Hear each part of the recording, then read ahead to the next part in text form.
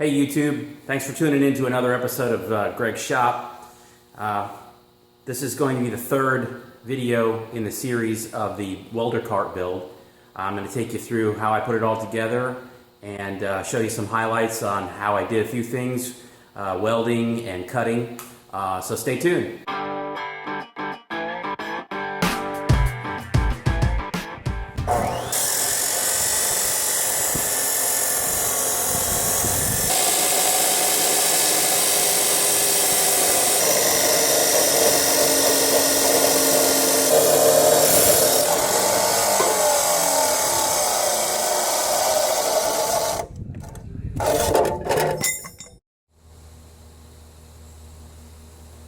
There's the base, all mocked up, cut out, and ready to be tack welded. It's all squared up, and so next I'm gonna use the MIG welder, tack weld it on four corners, make sure it stays square, and then go ahead and weld it all out completely. After that, I'll hit it with a wire wheel on the grinder.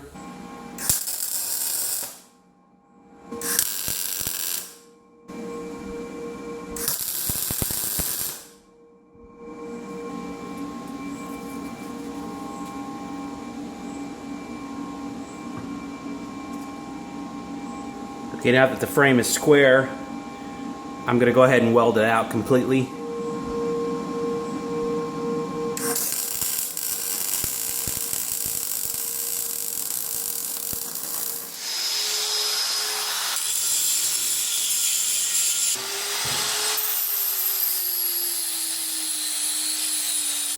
Okay, there's the finished base.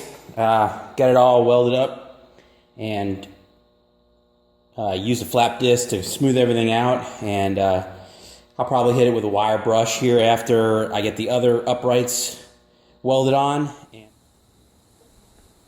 So what I have to do here is cut some flat plate so that I can weld it onto the bottom of the cart frame to be able to give myself enough room and enough area to mount the casters.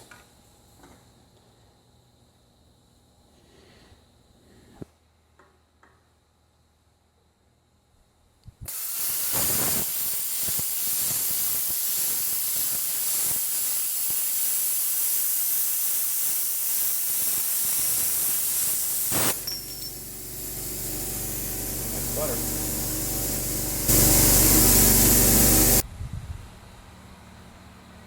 Not a bad cut for some air and some high temperature gas. That's the Miller 375 Extreme Plasma Cutter.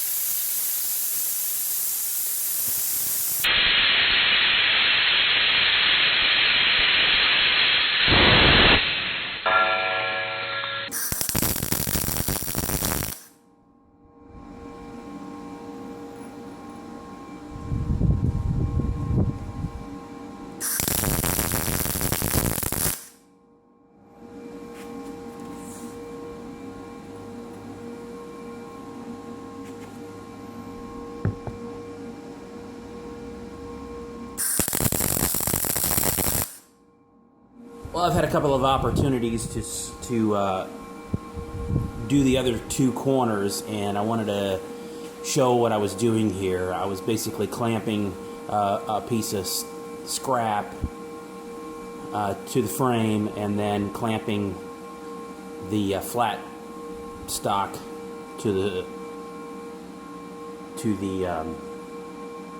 scrap, so everything stays nice and flat. I'm going to tack weld that in, and I'm going to try to show you that.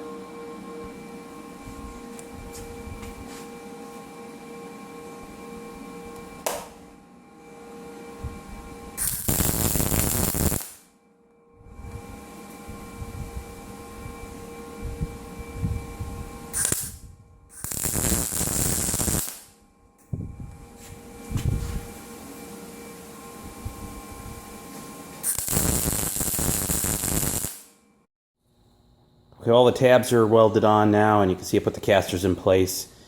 That's going to be pretty much where they go. Now I've got to drill the holes, and I'm going to, this steel here is 1/4 inch thick. It's what I had left over, so I'm not really crazy about how thick it is. It's going to be heavy, but it really is going to hold the weight that I need it to hold. And I won't have to use any bolts because I'll just drill holes in this steel tubing and I'll tap the holes.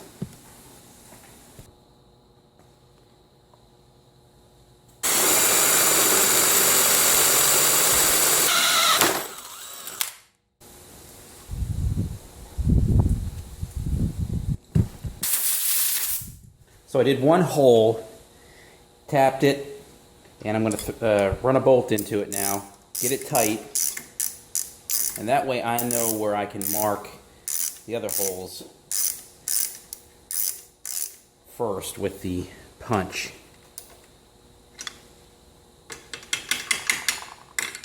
Try to square it up nice. Okay, drill those out. So all the holes are tapped out, and I'm just going to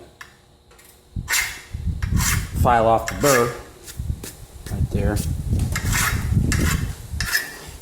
Incidentally, this was a small project I did last year, I believe, and I lost the handle to the file, or broke, and I just took this golf ball, bored a hole in it to accept the tang of this file, and pressed a nut in there. You can see I kind of squared up the, made the hole hexagonal. When you put this in here, it is absolutely tight, and it gives you just an unbelievable amount of control for free, basically. I bought this file a long time ago. It's one of those Nicholson made in USA files. Everything else is made in China now. But this golf ball I found in the water behind my house, and of course I had the nut here in my hardware collection. So great little project. It makes a great handle for the file. You don't tear up the palm of your hand while you're trying to use it. So super easy to do, and maybe I'll do a video on that later on, you know, like a quick 5-minute video or something. But if you got a file that you don't have a handle for, this is not a bad idea. Okay, well, there's one wheel ready to go. I got 3 more to do, so that's going to take a while. I'm not going to show them. When I come back, I'll have everything put together, rolling, and then it'll be time to do the uprights. There it is. Casters have been bolted on, and it's now like a rolling chassis.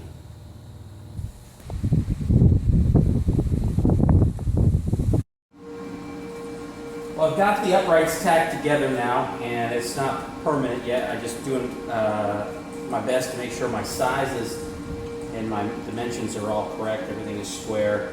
I've got to cut that piece of 1/4 inch flat plate there. Cut that off with the plasma cutter. Then I've got some bolts from all thread that I'm going to use, weld that to these brackets here, and that's where the bottle is going to sit.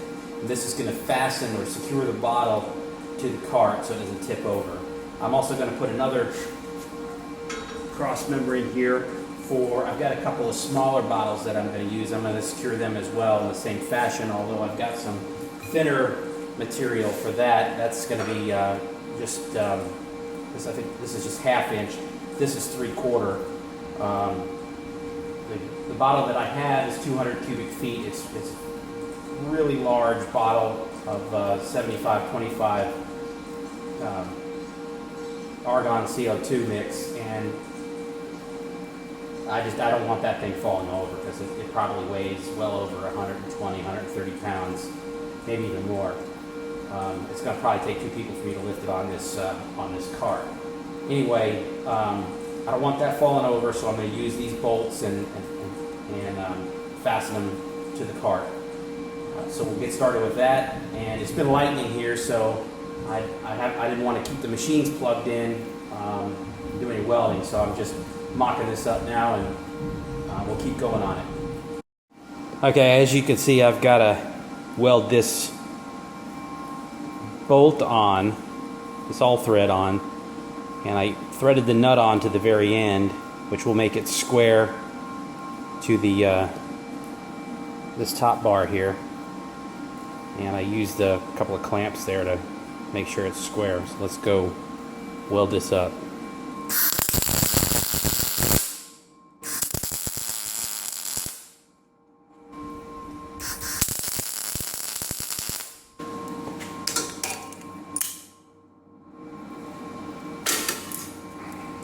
The tank will fit right in here, and then we'll run a piece of bar across the front, put a couple of nuts on it, and that tank's not going anywhere. Okay, well, the rods are welded on now, and I got just a little bit of tweaking to do on that, and as you can see, smaller bottles on either side, and then I'll have the taller tank in the middle.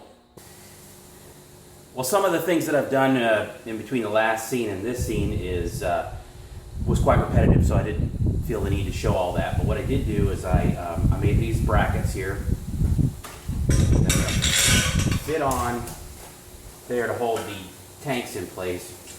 Just screw these nuts in place.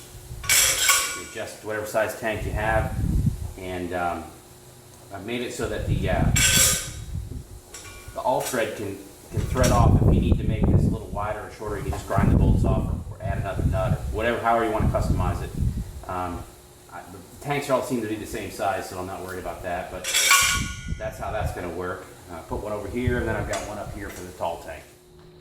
So I'm going to drill a hole in these brackets that I'm making, and you're going to have to start out with a smaller bit and then work your way up. I'm choosing 3 additional drill bits after this one here.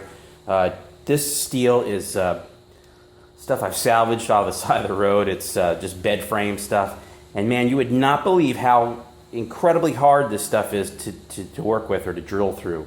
It's just unbelievable. I guess they make it strong like that so they can make it a lot thinner gauge, but nevertheless it's very tough to drill through. So here we go.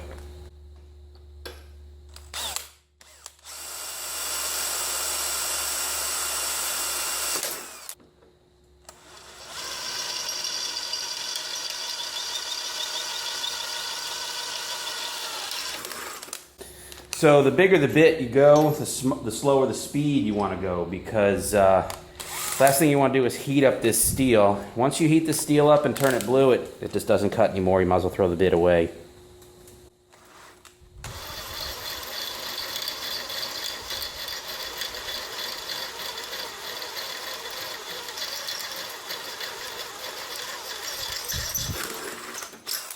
And actually, you get much better results too when you go slow. It's a lot easier on the tool and the drill.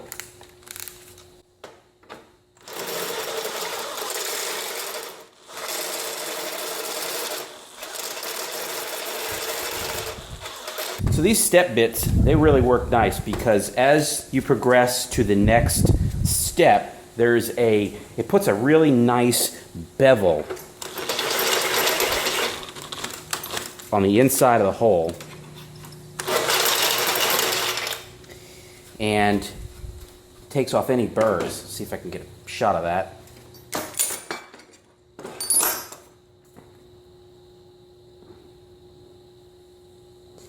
It's very nice and beveled on the inside of the hole, so you don't have to stick a grinder in there or a die or anything like that to smooth that out.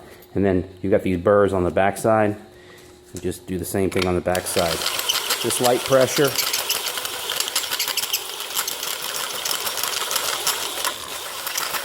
Just light pressure. It's nice and smooth. It's not sharp at all. You won't cut yourself on that. And it has a good appearance too. There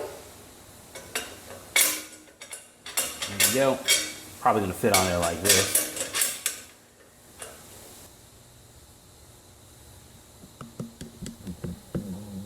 So one of the last things I'm going to do on the fabrication part of this is, I don't think I'm going to weld this steel plate down. I don't know why, I just don't feel like I need to. So what I think I'm going to do is just drill a hole in it on each side and then tap the tubing below, just like I did with the casters, and just run a bolt in there. And that way I can take this off, and I want to use a spray-on bed liner finish where the tanks are going to sit. And that will contrast a little bit the color of what I'm going to paint this entire cart. The color is just similar to the part with the drawers on it. I just want to make this finish on here a little bit more durable than just regular paint. You put the tank in there, you're going to put it in there one time, and then you're going to take it off, and then you're going to scratch everything up. That's not the end of the world, it's not a big deal. But I think just the bed liner finish will be a little bit more durable. Plus, I don't know, it's just different. So I'm going to try that. Okay, everything's painted up now, so while all of this is curing out, I've got some other work to do to prepare to put the rolling tool cabinet on this frame. Took the casters off, it took the drawers out. I've got to make some spacers, some rubber spacers for the cabinet to kind of sit on top of the frame. And I'll drill some holes in the bottom of this cabinet and attach it to the steel framework. Here's the mud flap that we're going to use. We're going to cut out some pieces of it, and this is that cotton impregnated rubber. It's very durable. I'm going to cut it on the bandsaw.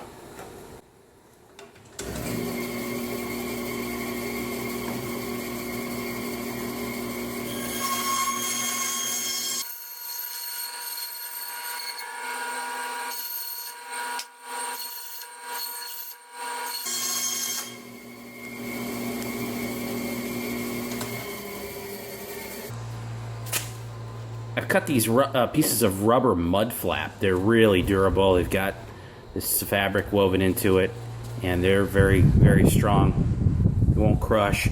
They're going to get put on in here for the cabinet to sit on. That way it's not sitting, metal to metal, and might deaden the sound a little bit and keep it from scratching the frame and maybe bending this light gauge steel here. I'm gonna have to drill a couple holes in it, and I'm probably gonna hot glue them together so they don't fall apart, and hot glue them to the bottom of the cabinet when so that when I lift it up, they don't fall off and they're gonna be exactly in the place I need them to be. Attach these casters here, and got all new hardware, so everything's nice and bright and shiny, no rust.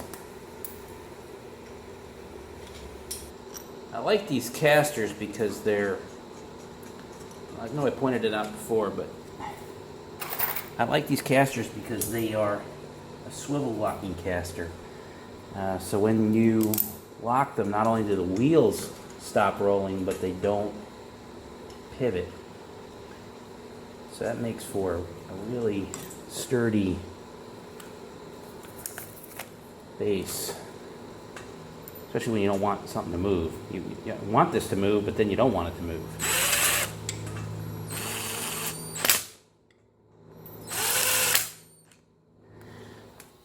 Okay, well, here's the final result. I think it turned out pretty good. So let's go through a couple of the features on it. I'll turn it around and give you the tour. Okay, so as you can see, this is exactly what I had planned for. The bottles are very stable inside the mount here, and they're not going anywhere.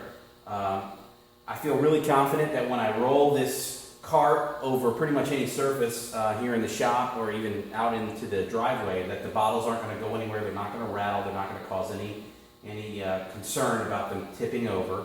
All the cables are managed like I expected them to be. I left a small enough gap between the back of the cart and the back of the cabinet and the uprights.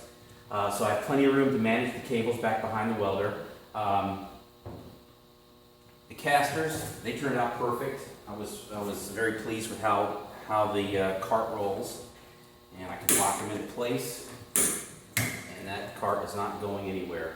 I chose to use the swivel casters on all four corners so that I can navigate this through my shop a lot easier than if I had two fixed casters and two swivel casters. That was what came on the cart, and when I initially set the welders on the cart and tried to move it around, I had to back and forth just to be able to locate it where I want to. But having the four swivel casters, that makes for a much easier rolling ability. So also, I chose to overhang the top this way so that I have access to the handle on this side to push it around. Like pretty much everything I do, it's never fully completed. It's always a work in progress.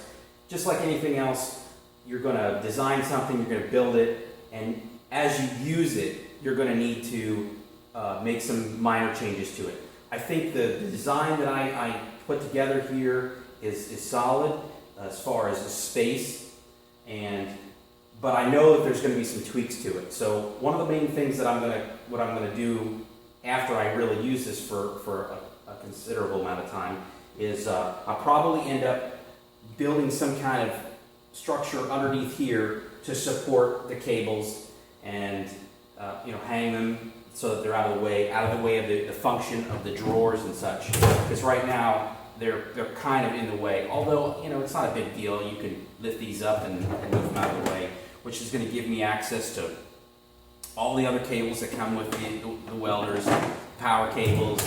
I've got the TIG torch and foot pedal in this drawer. And then down here, I'm probably going to put clamps and grinders. So it's pretty much going to be a self-contained unit when it comes to the welding aspect of it. Put the plasma cutter in the middle. I'm going to be since the plasma cutter cable to the torch is not disconnectable, I'm probably going to have to figure out another way to kind of pass this in front of the TIG and hang it underneath here, but not really a big deal. If you look at any other welder cart, they all have the same issues with storage and cable management. So this really is not too big a deal, the way that these cables laid out. One of the other things I may consider doing later on is putting a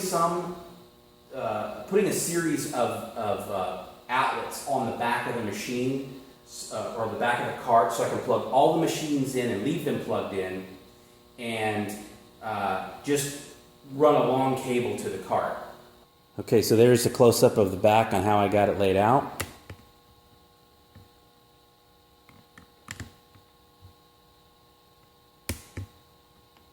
Okay, and there's a close-up of the front with the welders.